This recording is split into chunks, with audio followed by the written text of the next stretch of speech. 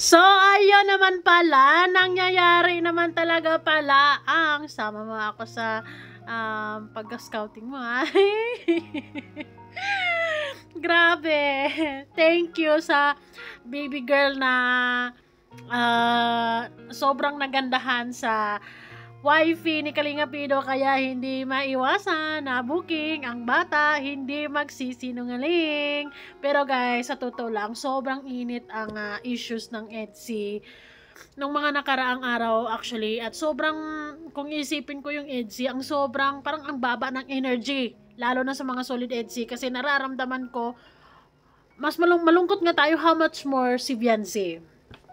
Pero, nang mapanood ko tong video na to ni Kalinga Pido, okay na. Ay nako, grabe. Ang liit ng kaligayahan natin, ano.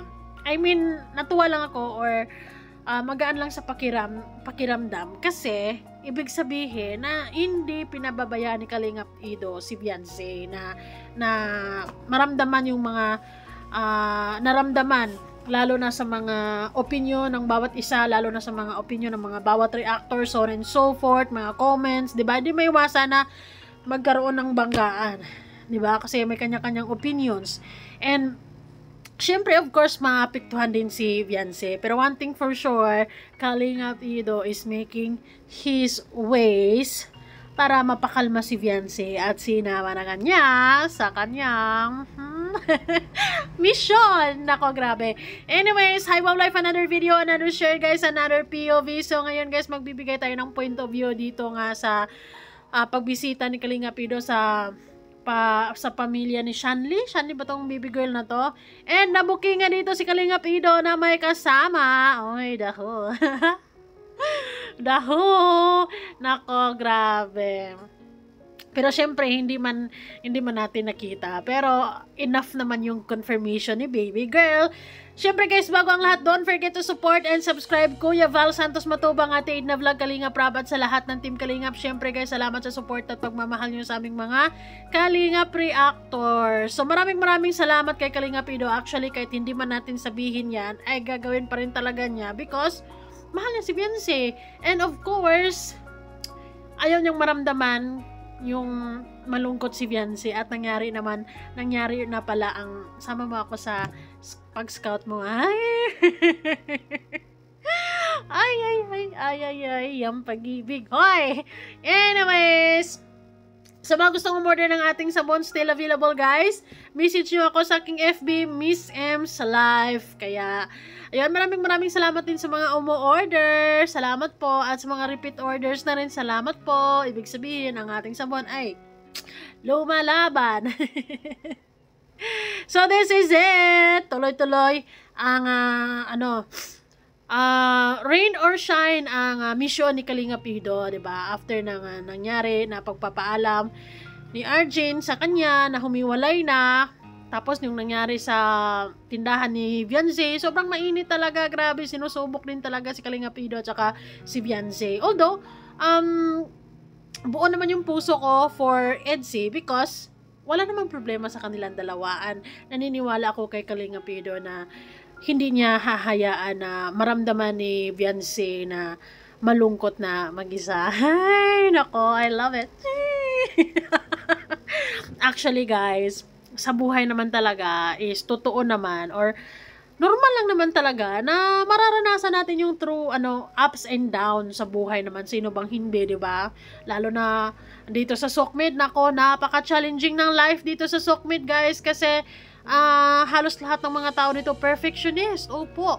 And then may kanya-kanyang mga komento. Nagkataon talaga na this week, early this week, 'di ba? Ay pumutok ang issues about sa tindahan, 'di ba? And syempre, walang ibang maiipit diyan kundi si Beyonce. And for sure, medyo nahihiya na rin si Beyonce, lalo na kay Kalinga Val or Kuya Val or Kalinga Prab. 'Di ba? Pero wala man siyang kasalanan, or wala mang kasalanan ang pamilya. Si Doc Love ang may pagkukulang. But anyways, masaya ako sa nalalaman ko na si Kalinga Pido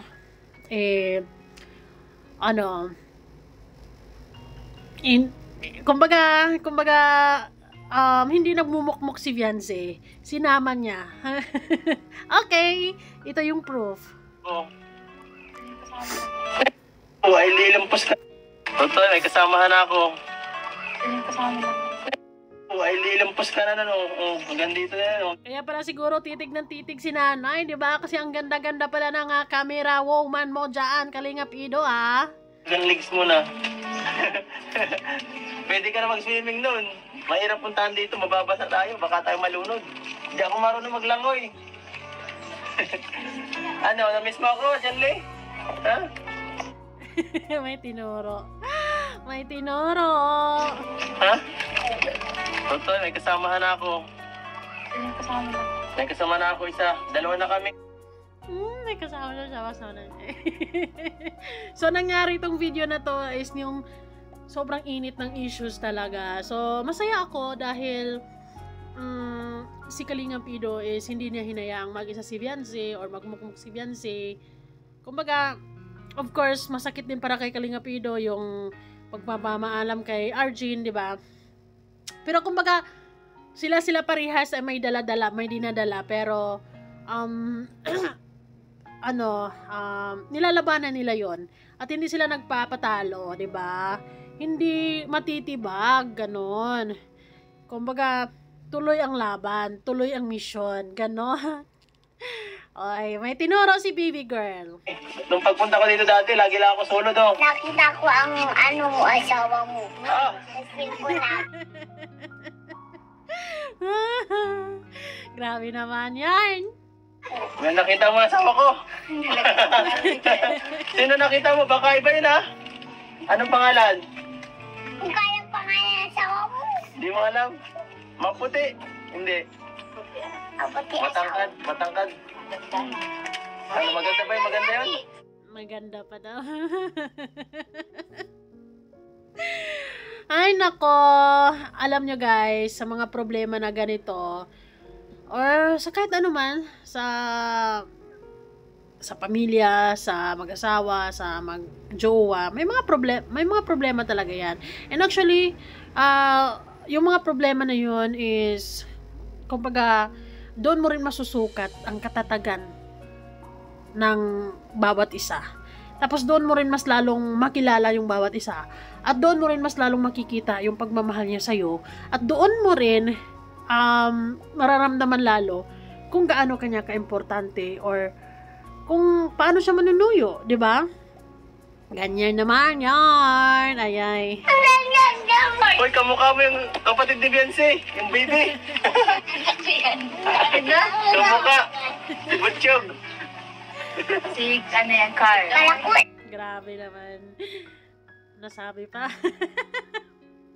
Asawa. Kala mo wala akong asawa. Matagal na kasi ako nawala. Naghanap muna ako ng asawahin. Kaya nabisi ako kahit ako nakabisita. Oo nga, busy pa siya. Kumbaga, sinusuyo pa niya, sinusuyo pa niya ng mabuti, ganyan.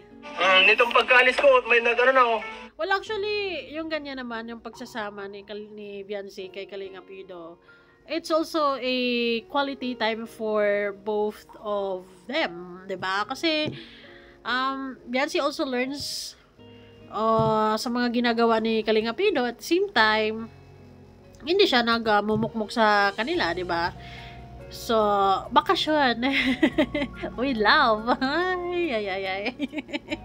Hindi, kasi natuwa lang ako dahil iniisip ko kasi si Beyonce na how Beyonce feels sa mga issues, di ba? Siyempre masakit, pero sobrang natuwa ako, sobrang magaan sa pakiramdam na isinama pala ni Kalingap Ido, di ba? Medyo nagkaroon ng extension oh. May nagdalang ng laruan. Papasto dito. Mapunta tayo pagka wala ka ng pasok. Dapat. So, grabe naman. So, ayun. Basta ano lang yan, pagsubok lamang, 'di ba? Yung mga pagsubok naman na yon is may mga natutunan din syempre si Dr. Love at may mga realizations din siya for sure, and sa mga sponsors, 'di ba? So, for sure hindi lang yun basta issue lamang. It's a lesson to learn, and also it teaches us, or lalo na sa mga sangkot na mga tao, for sure, they learn something or realize something. And syempre, sa EDSI mismo, for sure, mas lalo nilang nararamdaman ang presensya ng bawat isa.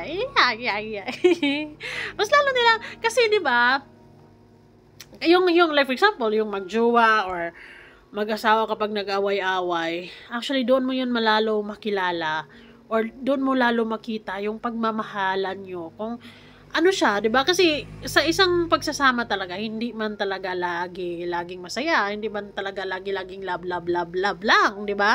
Talagang magkakaroon kayo ng sigalot diyan, magkakaroon kayo ng gulo, mag-aaway talaga kayo.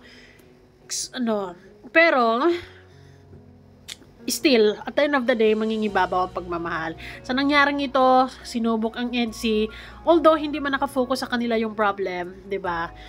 Naiipit lang sila ng very, very light. Pero, good thing is, hindi nila pinababayaan yung isa't isa. Magmukmuk or ma-feel alone. Kumbaga, they got each other's back. Yay. Ay, nako naman. Thank you so much guys for watching. Bye-bye for now. Anong masasabi nyo? Anong masasabi nyo sa asawa ni Kalinga Pido? Pasok ka pa naman yata. Mag-graduation na po yan. Kailan? November. Kinder ka ba? Kinder? Sa Bernice kasi siya on stage. Na-imagine ko si Kalinga Pido, kapag siya yung magiging, ama. Kapag siya siguro yung may mga anak, sobrang mapagmahal yung tatay siguro, 'di ba? Siguro si Viancy, habang sumasama siya sa mga ganitong mission ni Kalinga Pido, she even realized na kung gaano kabuti yung taong mahal niya ngayon. 'Di ba? And makita si Kalinga Pido na ganyan malapit sa mga bata. Is such para kay Beyonce, talagang nakakakilig yun, di ba? Kasi syempre, we girls, talagang kailangan natin na makahanap ng isang tao na mapagmahal, lalo na sa mga bata. And syempre, dito natin malalaman na ang EDSI is matibay talaga. Hindi basta-basta matitibag yan. Love, love, love. Thank you guys so much, and bye-bye na muna for now.